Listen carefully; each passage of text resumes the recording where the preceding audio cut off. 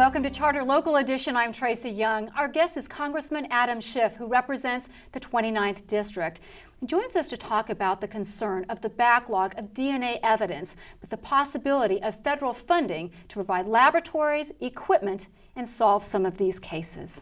Good to have you with us, sir. Thank you. It's great to be with you. DNA evidence, why is this evidence so important, but also so disconcerting that we think we have so many cases of backlog evidence just waiting to be processed? This is one of the most powerful tools law enforcement has to solve some of the really heinous offenses like rape and murder.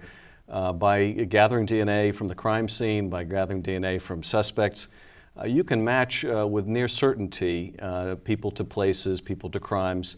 And it is, I think, such a travesty that when we have this powerful tool that we don't always use it, and we don't use it effectively. Here in Los Angeles City and Los Angeles County, for example, there are thousands of rape kits that are sitting on shelves that have not been analyzed. These are cases that represent real victims of rape, where the perpetrators may still be out there, and where the key to identifying the perpetrator and putting them behind bars is sitting there on the shelf just waiting to be tested. Some of them, thousands of them, have been sitting there for years. Some have been sitting there now more than 10 years, which means that even when you do the match and you find out this person, without a doubt, committed this rape, it may be barred by the statute of limitations. We should never let that happen. When you look at an issue like this, you know, we watch the television shows like CSI and we assume that that's how our police stations or forensic labs operate today. How close is that? I wish it were that close. I wish all of our labs were that up to date and that we had the capability that I think is sometimes exaggerated on shows like that. But I spent 6 years as a prosecutor and have seen how powerful forensics can be. And it's not just the DNA, which is extraordinary, but you know, fingerprint analysis, ballistic analysis, all of these areas are underinvested. We're losing people, are, you know, the scientists are aging out. We're not having new young people come in. The equipment is getting too old. We're making misidentifications in some cases. So we need a major investment to solve these violent crime cases and to get the science back to where it should be. Do we also need to be careful too? You know, we say it costs us anywhere from $43,000 to $48,000 a year to house a prisoner in the state of California. And if we're housing people and we're spending that money, we find out, besides what happens to their lives, with the money we've spent of housing them for anywhere from something 10 to 20 years, how the injustice in that too, and yet the person who is perpetrating the crime, as you were saying, has not been prosecuted. Well, you're right. DNA has both a powerful ability to exonerate, to prove that someone did not commit a crime, as well as to incriminate.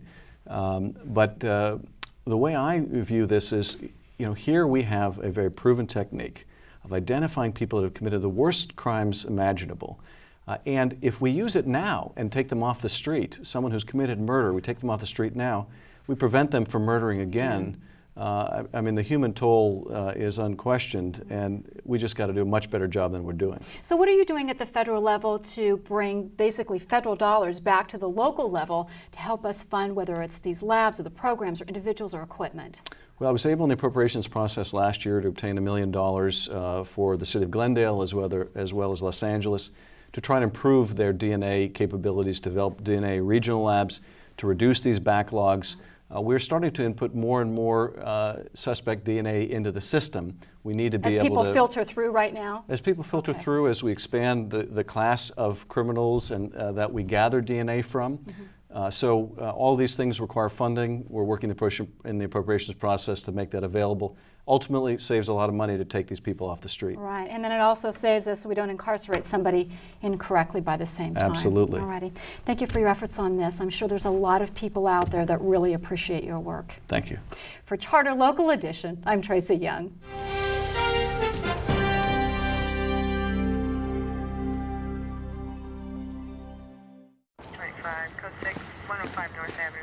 You failed to signal your turn. You didn't come to a complete stop, and your left tail light is out. That's 3 things together. So it's cheaper, right? Like the Charter bundle, digital cable, phone, and high-speed internet all together for less. You know, bundling. I don't think the laws of bundling apply. Could they, though? Bring your home to life and save big with the Charter bundle. Call today.